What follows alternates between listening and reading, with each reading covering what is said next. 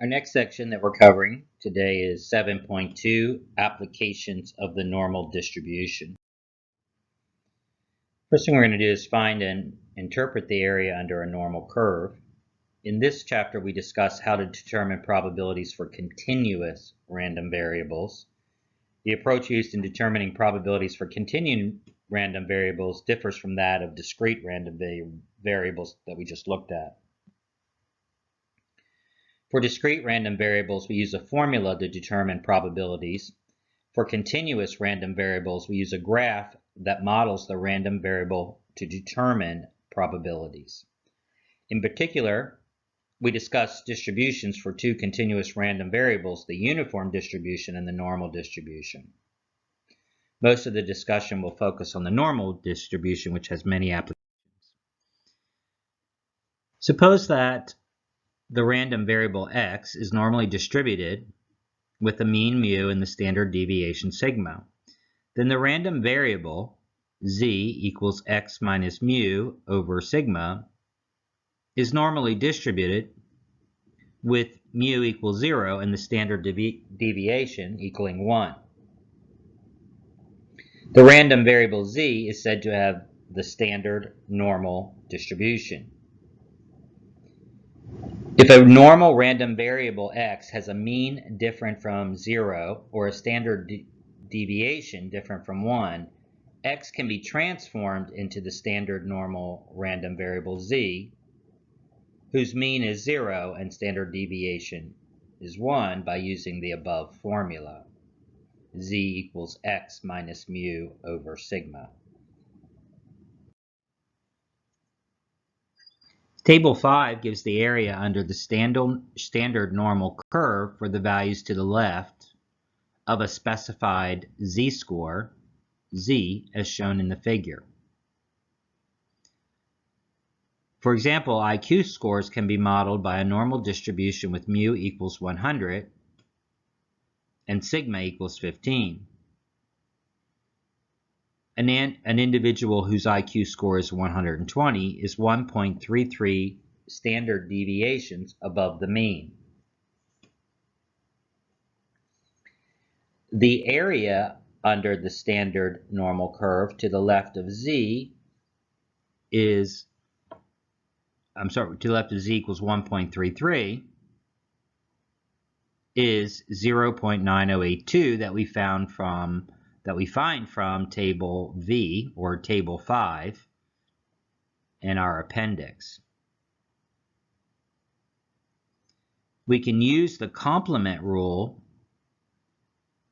to find the area to the right of z equals 1.33 by using the simple rule that the area to the right is 1 minus the area to the left of that point.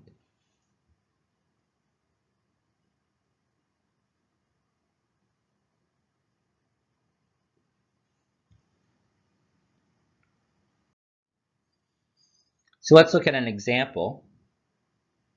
Finding the area under a normal curve. A pediatrician obtains the heights of her 3-year-old female patients. The heights are approximately normally distributed with the mean 38.72 and standard deviation 3.17. Okay. Use the normal model to determine the proportion of 3-year-old females that have a height less than 35 inches. So we're first going to draw a normal curve and shade the desired area. And here we can see that.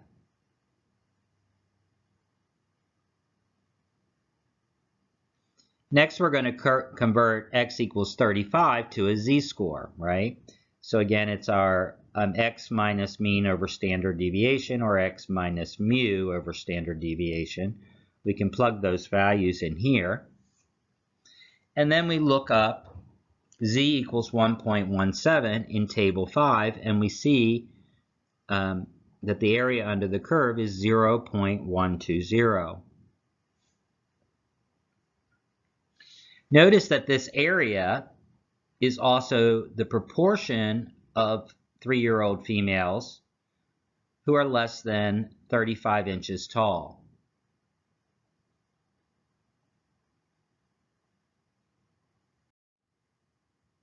We can do the same exercise or example with technology. Here we're using Minitab. The figure shows the normal curve with the area to the left of 35 shaded, just as we had done on the previous slide by hand.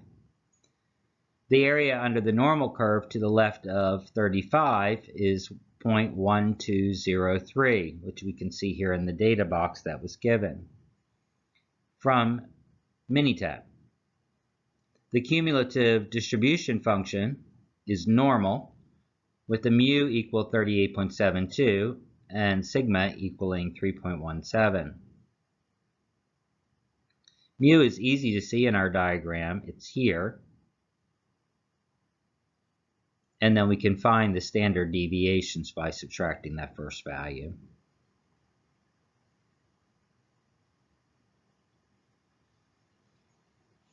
The normal model indicates that the proportion of the pediatrician's 3-year-old females who are less than 35 inches tall is 0.1203. Notice the by hand solution we did on the previous slide was 0.120, and the technology solution we just did here, they differ. The technology solution was 0.1203. This difference exists because we rounded the z-score in step 2 of the by hand solution on the previous slide.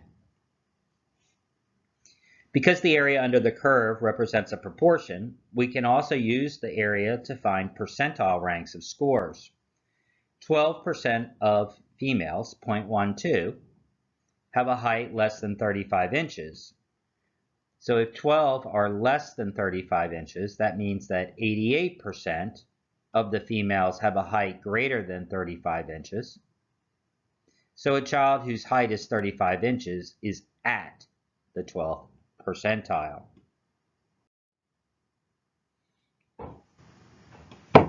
Let's continue on with this example. For the pediatrician represented in the previous example, find the probability that a randomly selected 3-year-old girl is between 35 and 40 inches tall, inclusively. That is, find the probability of 35 is less than or equal to x is less than or equal to 40. So the first thing we're going to do again is draw the normal curve and shade the desired area, which we can see here in the diagram to the right with mu equal 38.72 and sigma, or standard deviation, equaling 3.17. The next thing we're going to do is convert both x equals 35 and x equals 40 to z-scores. We just plug in the numbers, 35 minus mu over sigma, and then 40 minus mu over sigma. Okay. Table 5 shows areas to the left of z-scores, and for z equals 0.40, the area is 0.6554. Again, looking at the table, for z equals negative 1.17 and x equals 35, this area is 0.1210. So the area between 35 and 40 is the larger area, because remember the area at this point is everything minus the smaller area, which is the area to the left of that portion, of that point. So when we do this difference or subtraction, subtracting the larger area from the smaller, we get 0.5344. Remember, this is also the probability a random selected 3-year-old female is between 35 and 40 inches tall. And we can write that down here, as we can see in the yellow. We can also do this same problem with technology. Here we have the TI-84. Again, we have the same figure. And then we have the calculation screen in the TI-84 plus C graphing calculator. And we can see here that we have the normal distribution between 35 and 40 with a mean of 38.72 and a sigma value of 3.1. and then we hit enter and we get this result. The area between x equals 35 and x equals 40 is 0.5365, which you can see again as the result on the calculator screen. The probability of female randomly selected 3-year-old female is between 35 and 40 inches tall is 0.5365. So here's a table that represents the different ways of the different kinds of areas. The first box represents the area to the left of x, as you can see here.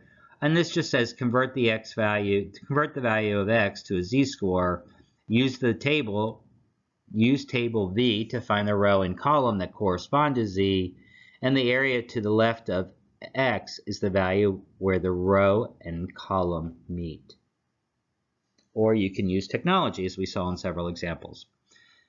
For the second example, now we're looking for the area to the right of a point. Convert the value of x to a z-score. Use table V to find the areas to the left of z, which is also the area to the left of x.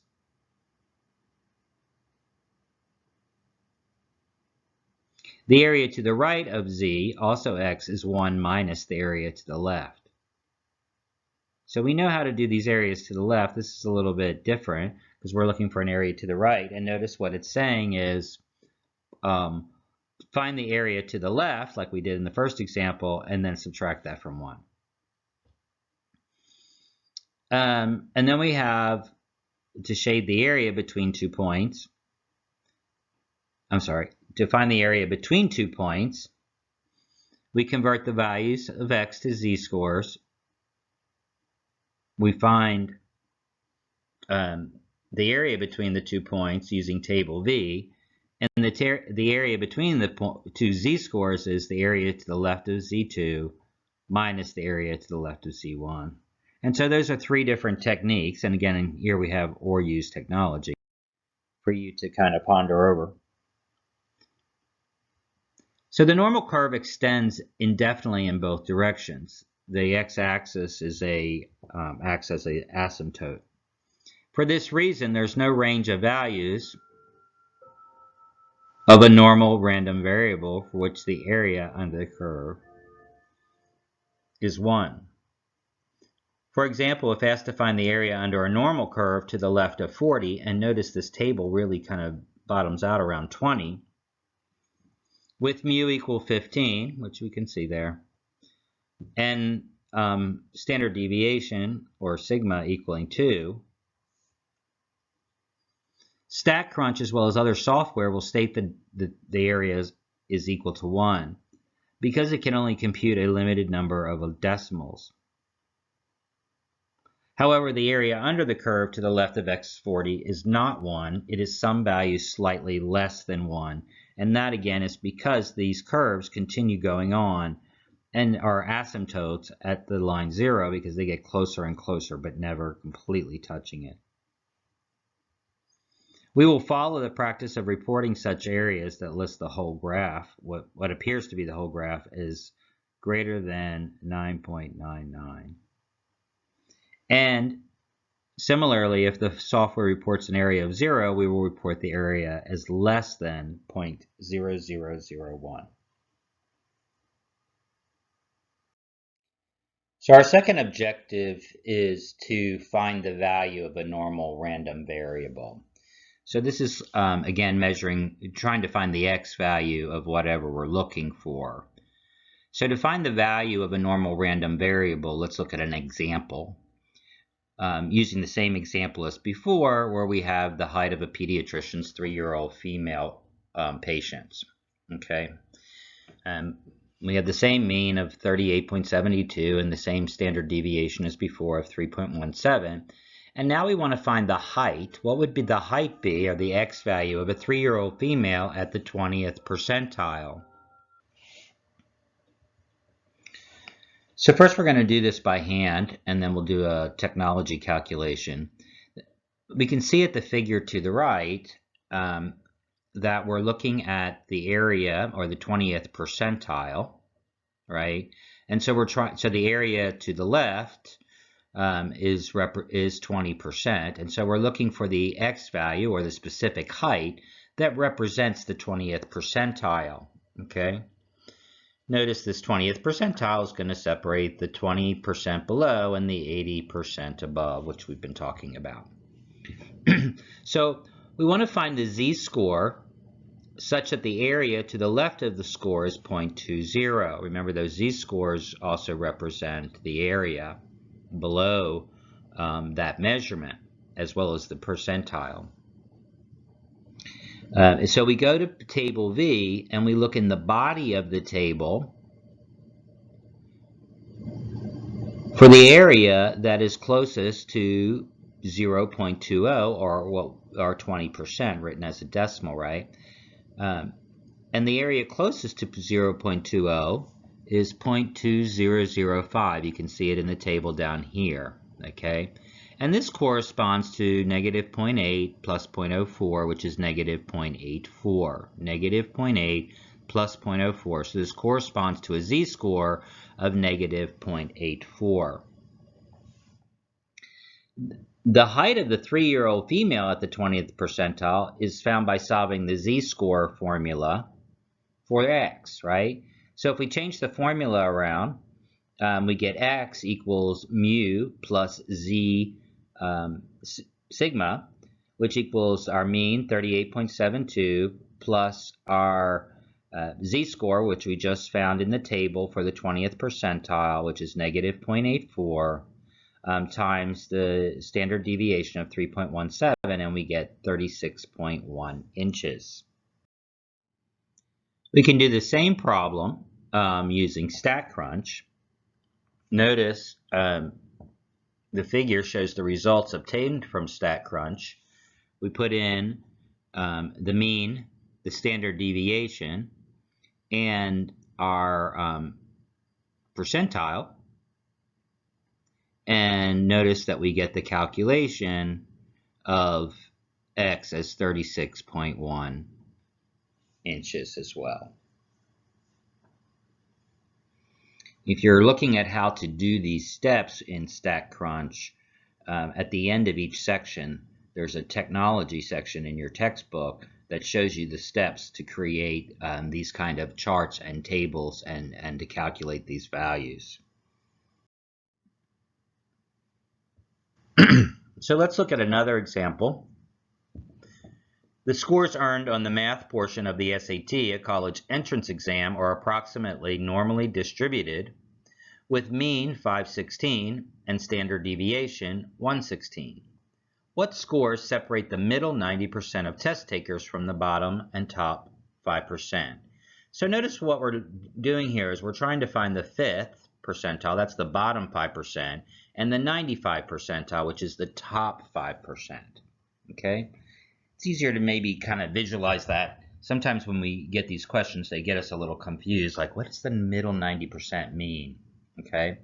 But here in the figure, we can easily see that the lower 5%, the areas there are 0.05, and then of course the area here is 5% as well. Okay? So we're looking for the SAT scores that correspond to the 5 percentile and the 95 percentile. So we're going to go back and we're going to look at the z-score that corresponds to an area. For the first one, we're just going to look for the z-score in table 5, or table V, which is Roman numeral 5, that corresponds to 0.05, right? And so we look in here, and we actually, in this case, we find two scores, 0.0495 and 0.0505, which are equally close to 0.05. So what we do is we take the mean of those two scores, which were negative 1.64 and negative 1.65. And so we get the z-score for this first point is going to be a negative 1.645. We do the same thing to find the z-score for the top 5%, but here we're not looking for another 0.05. We're looking for 0.95 because that's what the point would be here. The percentile here is the 95 percentile. So we're going to go back to that table, and I don't have the table here, but But you know, when you have these problems, it gives you the table as well to look at in MyLab Math or MyLab Stat. So in the 95 percentile, we find we have the same situation where we have two scores which are equally close, 0.9495 and 0.9505, which interestingly correspond to 1.64 and 1.65 on the positive side. So again, we take the mean and we get 1.645. Again, what we're going to do is we're going to calculate the x value using the z-score formula, but solving that formula for x, we get that the x value equals mu plus z sigma, or the mean plus the z-score times the standard deviation. So if we calculate those 2 points, you can see this calculation's there. X equals the mean plus the z-score for the specific value. This is the lower one, the 5 percentile one, times the standard deviation. And we get an actual score of 325. And for the upper one at 95, we get, again, the mean plus the z-score corresponding to the 95 percentile times 116, which gives us an SAT score of 707. Here we're going to do the same thing, but we're going to do it with technology, this time with Excel. The figure shows the normal curve again. I'm not going to go through the figure. We've already done that. And here we can see the calculations obtained from Excel with the values of the two scores, the specific x values highlighted. So you can see them here for the 5th percentile and then also for the 95th percentile. So these scores are the same, and so the way we would interpret these results, whether by hand or by technology, is that SAT mathematics scores that separate the middle 90% of the scores from the bottom and top 5% are 325 and 707. Another way of saying that is the score 325 on the SAT exam is at the 5th percentile, while a student who scores 707 is at the 95th percentile. Okay, and a way that you might use these results in your study is to see if there are any scores that are unusual or outliers. So another thing we're going to look at here is something called z sub alpha, and this is just going to confuse us, okay? So I want you to pay really close attention to this, because most of what we've been doing is looking for areas to the left, okay? When we've looked for areas to the right, first what we did is we found the area to the left and subtracted it from 1, okay? So the notation specifically z sub alpha is the z-score such that the area under the standard normal curve to the right of z sub alpha is actually equal to the alpha value, okay? So z sub alpha is the z-score such that the area to the right is equal to the area to the right is equal to alpha, whatever that sub value is. So when we're looking for the value of z sub 0.10, we're looking for the z-score, the actual z-score, whose area to the right of that score is 0.10, okay? The area to the right of the unknown z value is 0.10, so the area to the left of the z value is 0.90, and this is what our tables are pointing at, the area to the left, or the percentile, which represents the areas below, to the left, okay? And so the way we found that is simply taking 1 minus this alpha value. Then we're going to look in table 5 again for the area closest to 0.90. This problem only asks us to find the value of the z-score. And so once we find that value, and the closest area is 0.8997 to the value of 0.90, which corresponds to a z value of 1.28. So therefore, our z-score, our actual z-score for z sub alpha, which alpha is 0.10, is 1.28.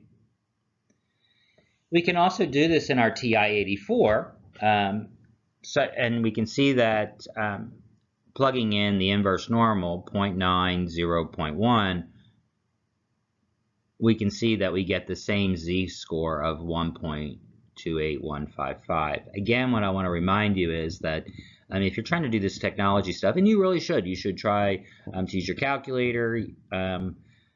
I would suggest you try using Excel like we saw in the last example, because I think in most workplaces that I've been in, and I have 20 years of work experience, some in data analytics, is that Excel has been the primary tool that we use. We've never I didn't know about StatCrunch until I started teaching statistics. Now, I suggest you use StatCrunch here because it's a very powerful tool, and a lot of the assignments are already built in with a link to that tool. Okay. So there we see that the z sub alpha is actually equal to a z-score of 1.28. Okay. Our final piece from Chapter 7, 7.2 and Chapter 7, this is where we're going to stop in Chapter 7, is talking about a normal random variable. And so for any continuous random variable, the probability of observing a specific value of the random variable is 0.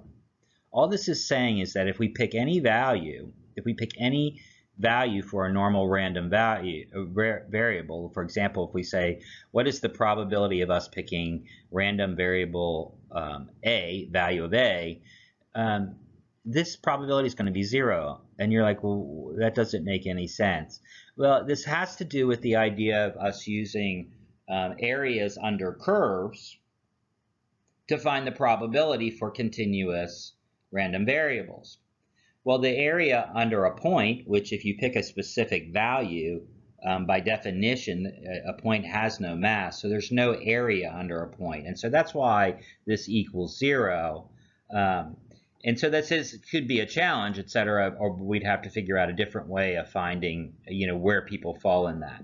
But notice that what this means is that the probability between two values is equal to the probability including one of the values to the other value, non-inclusive, etc., in all these different versions, that we can include both endpoints, and it's going to still be as if we didn't include the endpoints, because including one discrete value is, again, the probability of one discrete value is 0. So that's all this is saying, is like, if we add point A, well, the probability of A is 0, so it's not going to change it to get the probability between A and B.